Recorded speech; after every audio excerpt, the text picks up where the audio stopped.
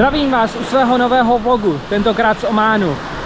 A jako vždy, hned na začátku se to docela pokazilo. Pojďme se tam vrátit. Je 3:30, právě jsme přistáli na letišti v Muscatu a teď si půjdu půjčit auto. Samozřejmě nemám mezinárodní řidičák a kreditní kartu, takže jsem zvědavý, jak tohle to vlastně vůbec dopadne.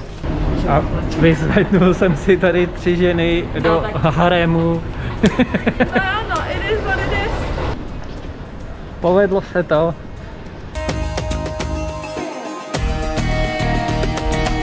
A sranda byl přestup v Istanbulu tady se slečnama, který tam přijeli a little bit drunk.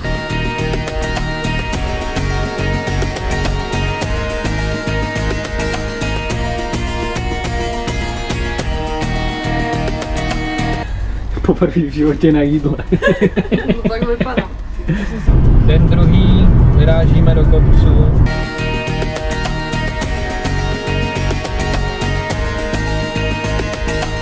Mě někdo vysvětlíte, proč tady dělají plot s ostnatým drátem?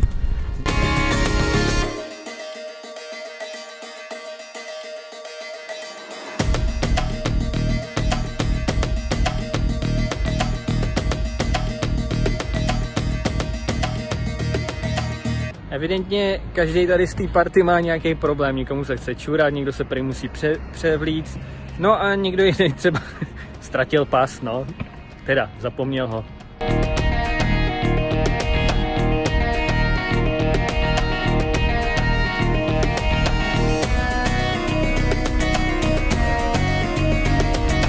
Je 7:10, vyrazili jsme, a co dáme, jak se jde? Top!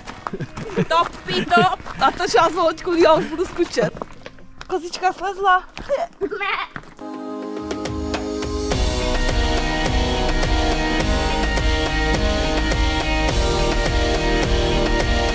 Máme 8:40, 300 výškových metrů za sebou.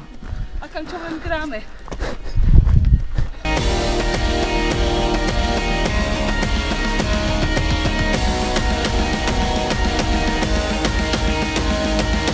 Opustili jsme tady část naší výpravy. Dál už pokračujeme jenom tady s Jančou, s kozičkou naší.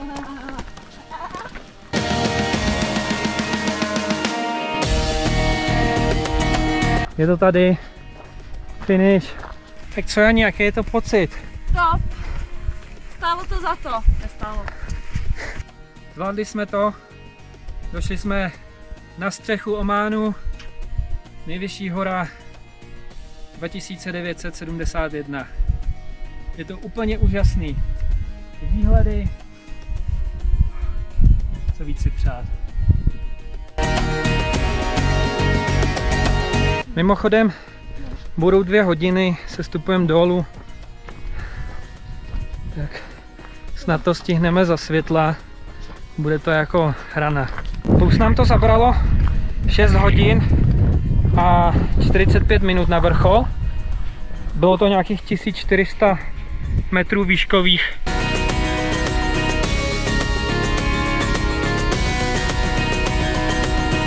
Konečně u auta 19:10. Krásných 12 hodin. Juhu! Totálně nejvíc top 12 hodin. Já si hodím batoh do toho, dovnitř. Nejlepší 12 hodin, on se je nastavit. Povedlo se to, vrátili jsme se, žijeme, klidíme batoh a jedeme se najíst, napít, dát si něco ostřejšího.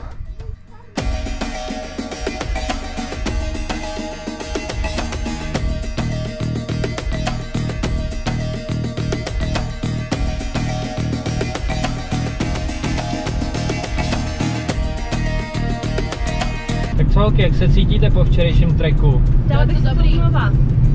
Je to dobrý. Já bych to rád znala, mě to bavilo. Super. A dneska chill den.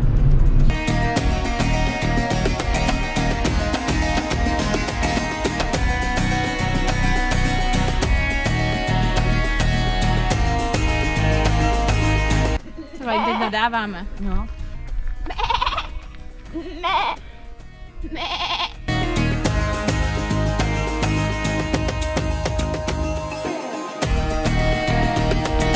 Tak jsme trochu nakupovali v Nizvě na trhu.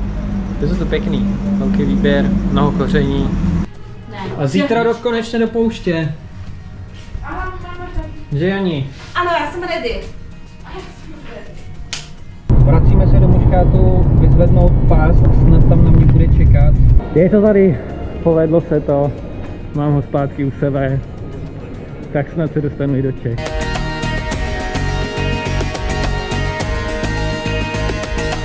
O můj bože, o můj bože!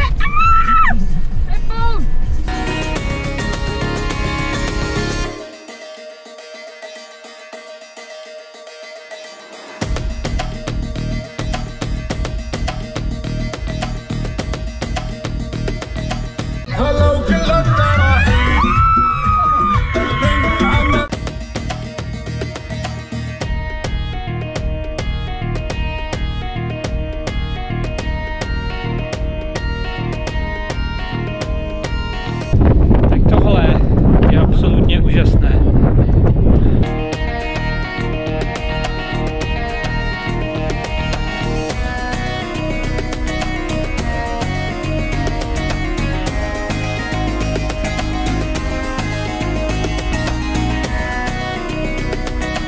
Jdeme se vykoupat dneska, konečně smrdíme po poušti a uvidíme, jestli se vůbec nikam dostaneme. Doslova.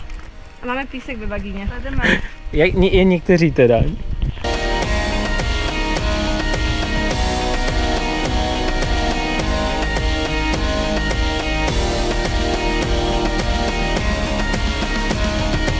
Začalo mě bavit takhle se válet v restauraci.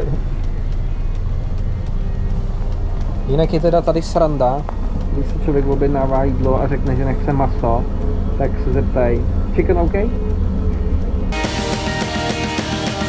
Samozřejmě teď nás tady kontrolovali policajti. A kdo to tady vyřešil? Nemám samozřejmě ten mezinárodní řidičák. Ježiši, to je malinká Roztomilá.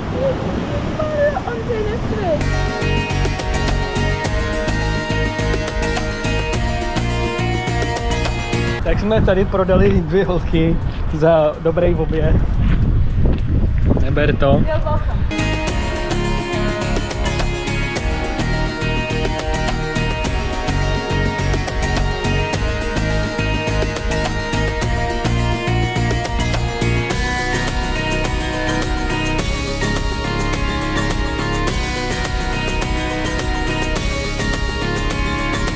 Musím říct, že dneska jsem myslel, že se budeme válet hlavně na pláži a místo toho jsme zažili den plný překvapení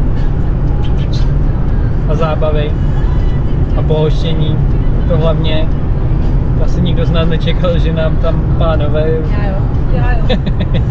že nás pozvou na oběd a zároveň i na loď pro jížku. Zkoušíme tady objednat v místní restauraci něco. Prakticky nic nemá, ale vidíme, aspoň snad nějaký jídlo malý dostaneme. Jinak celkově Oman fajn, zajímavá země. Assalamu alaikum, kefel chal habibi.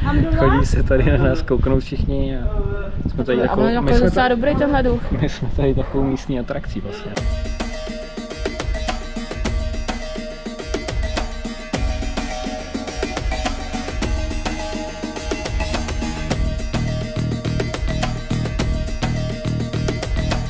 Konečně víno. A nešlo to jinak, než si to objednat na pokoj samozřejmě. A jsme si dali točený pivo. Teda za 11 €, no. A ne, že by to bylo tak drahý. Ale točit pivo tady vůbec neumí. Musím říct, že tohle je fajn. Mít hotel s bazénem na střeše. Dámy říkají sice, že trochu je tady zima. Hlavně v tom bazénu. Ale konečně prý můžou být v bikinách. Jen teda ten výhled, nádherné staveniště. No, chtěli jsme jít do největší planšety zde a bohužel pro turisty je otevřena jenom ráno od 8 do 11 a to už nestíháme. Jako bonus nám tady vynadali, že se fotíme před mešitou a holky mají vidět kotníčky.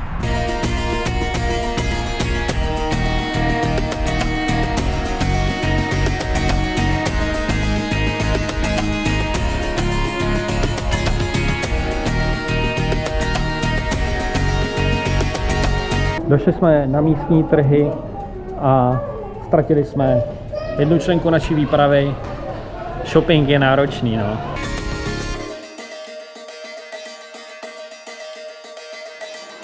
Poslední rozlučkový oběd. Pavlí, pověz nám, jak bylo lehké narvat věci do batohu. Táto p***ovina bola takto blízko a vieš, jak sa hovorí, že tak blízko a tak ďaleko. Tak to som presne mala tento pocit. Přijde za chvíličku, až budeš vyndávat ty věci. Zjistila, že si zapomněla připravit ven kosmetiku, takže to bude muset zase rozepínat. Ale vážně teda? No, je to možný.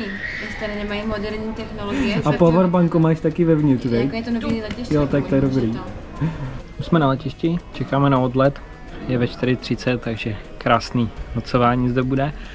A musím se přiznat, že mě Oman poměrně překvapil. Jak krásnou krajinou, tak hlavně pohostinností lidí.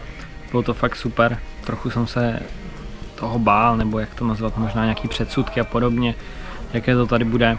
A naprosto uchvatný, top. Co víc dodat. Určitě se sem vydejte, neprohloupíte.